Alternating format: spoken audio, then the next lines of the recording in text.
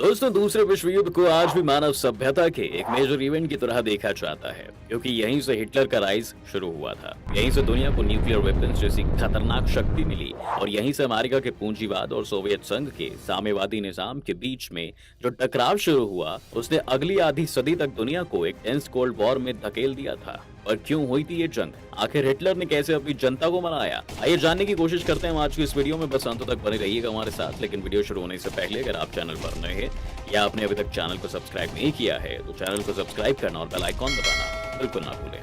पहला, treaty of Versailles. दोस्तों, world war 2 की पृष्ठभूमि पहले विश्व युद्ध के खत्म होने के बाद ही लिख दी गई थी। जी हाँ, जब जर्मनी को ट्रीटी ऑफ वर्साइल साइन करनी पड़ी थी। इस ट्रीटी के मुताबिक पहले विश्व युद्ध में हुए नुकसान की भरपाई का खर्च अब जर्मनी को उठाना था, जबकि वॉर के कारण जर्मन अर्थव्यवस्था भी चरमराई हुई थी। सिर्फ इतना ही नहीं, इस ट्रीटी को एक ह्यूमिलेटिंग ट्रीटी की तरह भी देखा जाता था, क्योंकि ये जर्मनी के हार का प्रमाण थी। हिटलर ने ट्रीटी ऑफ वर्साइल के मुद्दे को जनता में खूब उठाया और साथ ही इस समय के ग्लोबल फाइनेंशियल क्राइसिस से जूझ रही जनता के मन में भी इसके लिए समर्थन बढ़े। दूसरा, ग्लोबल फाइनेंशियल क्राइसिस। शायद 1929 की ग्लोबल फाइनेंशियल क्राइसिस सबसे बड़ी वजह थी कि हिटलर का राइज पॉसिबल हो पाया। जी हाँ, तो हुआ यूं था दोस्तों कि ट्रीटी ऑफ वर्साइल की वजह से जो हर्जाना जर्मनी को देना था, उसके लिए उनकी इकोनॉमी का रीबिल्ड किया जाना बहुत जरूरी था, जिसमें अमेरिका ने जर्मनी को सपोर्ट किया। लेकिन फिर 1920 के दशक में वॉर के खत्म होने के बाद फैक्ट्रीज में जॉब्स खत्म होने लगी थी और मार्केट में सभी चीजों की डिमांड भी कम हो गई थी। धीरे धीरे ये प्रॉब्लम आगे चलकर एक बैंक रन में बदल गई और 1929 में अमेरिका बैंक्स के कोलैप करने की वजह से दुनिया भर में मंदी छा गई। इसका सबसे बुरा असर जर्मनी पर पड़ा, क्योंकि वो पूरी तरह से अमेरिका पर निर्भर था और इस क्राइसिस से जर्मनी की करेंसी तेजी से गिरने लगी और हालात ये हो गई थी कि एक ब्रेड का पैकेट लेने के लिए भी गाड़ी भरकर करेंसी नोट ले जाने पड़ते थे। इस क्राइसिस ने जनता के बीच करंट रेजीम के खिलाफ रोष बढ़ा दिया था और इससे सबसे ज्यादा अफेक्टेड मजदूर तबका आदमी था। तब हिटलर ने अपनी नाजी पार्टी को एक सोशलिस्ट पार्टी घोषित करके मजदूरों के लिए लड़ने की बात की और चांसलर बन गया। इसके बाद सबसे पहले उसने सरकार से इन्हीं सोशलिस्ट को खत्म करना शुरू किया। तीसरा, नाजी प्रोपेगेंडा। हिटलर ने ग्लोबल फाइनेंशियल क्राइसिस के लिए प्रोपेगेंडा फैलाते हुए जूस को ब्लेम किया था और हिटलर का कहना था कि क्योंकि पूरी दुनिया के बैंकिंग सेक्टर को जूस ही कंट्रोल करता है, इसलिए वही उसके लिए जिम्मेदार है। इसके बाद हिटलर ने जर्मनी में ये बात फैलानी शुरू की कि जर्मन रेस कितनी महान रेस है और जूस के तो खून में ही गंदगी है। धीरे धीरे ये प्रोपेगेंडा पॉपुलर होता रहा, क्योंकि हिटलर के प्रोपेगेंडा मिनिस्टर गोबेल्स को बहुत ही एफिशिएंसी काम करना आता था। फिर चाहे वो मूवीज के जरिए जर्मन रेस को महान दिखाना हो या जूस के खिलाफ झूठ फैलाकर कॉन्स्पिरेसी थ्योरीज को हवा देना, सभी कुछ किया गया और जूस को एक गद्दार कौम साबित करने के बाद उन्हें गैस चैम्बर्स में मारा जाने लगा। इस प्रोपेगेंडा ने दोनों तरफ से काम किया। एक तरफ तो जर्मन रेस की सुपीरियोरिटी की बात करते हुए हिटलर ने पोलैंड जैसे देशों पर किए गए हमलों को जस्टिफाई किया, लेकिन जूस को जिस तरह से मारा जा रहा था, उसने दुनिया के अंदर हिटलर के खिलाफ एक नैरेटिव बनाने में भी मदद की। जैसे भारत के पास बांग्लादेश वॉर में इंटरफेयर करने का एक मॉरल रीजन था, उसी तरह दुनिया के पास वर्ल्ड वॉर के वक्त जूस का इस तरह से मारा जाना एक बाइंडिंग फैक्टर बना। Fourth, Germany's industrial rise. Hitler को अगर किसी एक चीज का क्रेडिट जाता है दोस्तों, तो वो ये है कि सत्ता संभालने के बाद हिटलर ने तेजी से जर्मनी को एक इंडस्ट्रियल सुपर पावर बनाया। वॉक्सवैगन जैसी जर्मन कंपनीज नाजीज ने ही शुरू की थी और उन्होंने इस वक्त अपनी आर्मी को भी रीबिल्ड करना शुरू कर दिया था। इसमें जर्मनी को ये क्षमता थी कि वो यूरोप पर कब्जा करने के बारे में सोच पाए। इस समय जर्मनी ने अपनी वॉर टैक्टिक्स को भी इम्प्रूव किया और ब्लिट्जक्रिग नाम के एक क्विक वॉरफेयर को भी इजाद किया।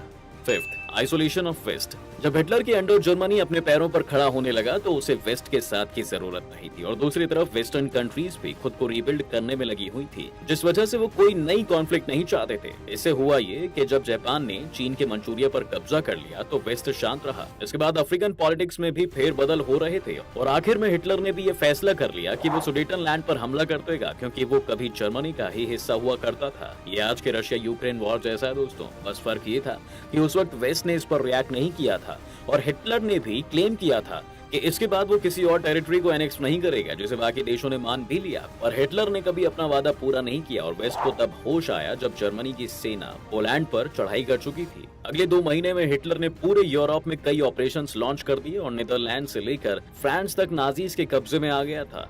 6 लीग ऑफ नेशंस। दोस्तों वेस्टर्न आइसोलेशन का एक दूसरा उदाहरण लीग ऑफ नेशंस था। जी हाँ, पहले विश्व युद्ध के बाद दुनिया में शांति बनाए रखने के लिए एक लीग ऑफ नेशंस नाम की ऑर्गेनाइजेशंस बनाई गई थी, जो यूएन से पहले की व्यवस्था थी। लेकिन यूएन और लीग ऑफ नेशंस में ये फर्क था कि लीग ऑफ नेशंस को सभी देशों ने ज्वाइन नहीं किया। अमेरिका ने लीग ऑफ नेशंस के बनाए जाने में बड़ी भूमिका निभाई थी, लेकिन उसने खुद भी इसे ज्वाइन नहीं किया, जिस वजह से यूरोप में कॉन्फ्लिक्ट शुरू हुई तो उन्हें रिजॉल्व करने के लिए कोई प्लेटफॉर्म नहीं था। 7 द एक्सिस पावर्स। दोस्तों दूसरे विश्व युद्ध में अकेले जर्मनी ही नहीं लड़ रहा था, बल्कि उसके दो इटली और जापान जैसे देशों का साथ भी था। इटली में मुसोलिनी शासन चल रहे थे और फेसिज्म फैला हुआ था, और वहीं दूसरी ओर जापान था जो पूरे एशिया को कंट्रोल करने के सपने देख रहा था। उसने कोरिया से लेकर चीन के मंचूरिया तक अपना साम्राज्य फैला लिया था। दूसरी चीज ये थी कि 1904 में जापान ने रूस की नेवी को हराकर पहली बार ये भी प्रूव कर दिया था कि एक एशियन पावर एक यूरोपियन पावर को हरा सकती है। इस वजह से उन्हें भी हिटलर का साथ देने में कोई हिचक नहीं थी। जब 1939 में दूसरे विश्व युद्ध की शुरुआत हुई तब ऑलरेडी सीनो जापानीज वॉर चल रही थी, तो इस वजह से हिटलर का साथ देना उनके लिए एक अच्छा ऑप्शन था, क्योंकि अब उन्हें ब्रिटेन से भी एशिया में लड़ना था। 8 यूरोप सीक्रेट अलायंसेस। दोस्तों पहले विश्व युद्ध की तरह ही दूसरे विश्व युद्ध के समय में अलग अलग देशों के बीच सीक्रेट अलायंसेस थी, और सभी कुछ खुले तौर पर साफ नहीं था। इसकी एक वजह कॉलोनियलिज्म भी थी, क्योंकि फ्रांस, ब्रिटेन और नीदरलैंड्स जैसे देश सिर्फ यूरोप में ही नहीं बल्कि अफ्रीका और एशिया में भी एक दूसरे के पड़ोसी थे, और इसके हितों का टकराव भी अक्सर होता रहता था। यूरोप को यूनाइट न हो पाने की वजह से भी दूसरे विश्व युद्ध के होने के चांसेस काफी बढ़ गए थे। 9 राइज ऑफ सोवियत यूनियन। दोस्तों सोवियत यूनियन के राइज ने दो तरह से दूसरे विश्व युद्ध में कंट्रीब्यूट किया। जी हाँ, सोवियत यूनियन की वजह से पूरे यूरोप में ये डर फैल गया था कि हर तरफ कम्युनिस्ट रिवॉल्यूशन आ जाएगा, और जनता के बीच में भी वो काफी पॉपुलर हो रहे थे। सबसे पहले तो हिटलर ने कम्युनिस्ट और सोशलिस्ट का नाम लेकर वोट बटोरे, और जब वो सत्ता में आ गया तब उसने कम्युनिस्टों को खत्म करने के लिए बड़े इंडस्ट्रियलिस्ट के साथ हाथ मिला लिया, जो कि हर हाल में सोवियत यूनियन के एक्सपेंशन को रोकना चाहते थे। इसके बाद हम ये भी देखते हैं कि हिटलर सोवियत यूनियन पर हमला भी करता है। जी हाँ, जो उसकी पहली गलती मानी जाती है। सोवियत यूनियन एक बड़ी पावर तो था ही, लेकिन साथ ही वहाँ पर जूस की एक काफी बड़ी पॉपुलेशन थी, जिनके पास हिटलर के खिलाफ लड़ने के लिए मोटिवेशन की कोई कमी नहीं थी।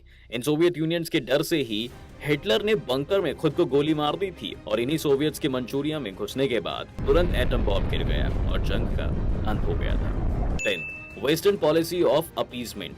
सिर्फ जर्मनी को ही नहीं दोस्तों, बल्कि ब्रिटेन और फ्रांस के इंडस्ट्रियलिस्ट को भी सोवियत यूनियन से डर लगने लगा था, जिस वजह से उन्होंने हिटलर को तब कंडेम नहीं किया जब वो कम्युनिस्टों के खिलाफ ऑपरेशंस कर रहा था।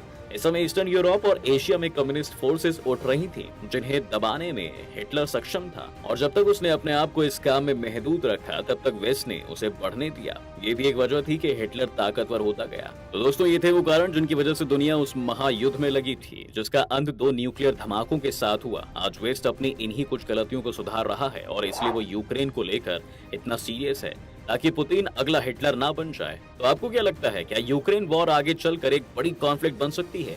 अपनी राय हमें कमेंट्स में जरूर लिखिएगा। उम्मीद है आपको आज के इस वीडियो में काफी कुछ नया मिला होगा। अगर आपको ये वीडियो पसंद आया है तो वीडियो को लाइक करें और शेयर करें। चैनल पर अगर आप नए हैं तो जाने से पहले चैनल को सब्सक्राइब जरूर करें।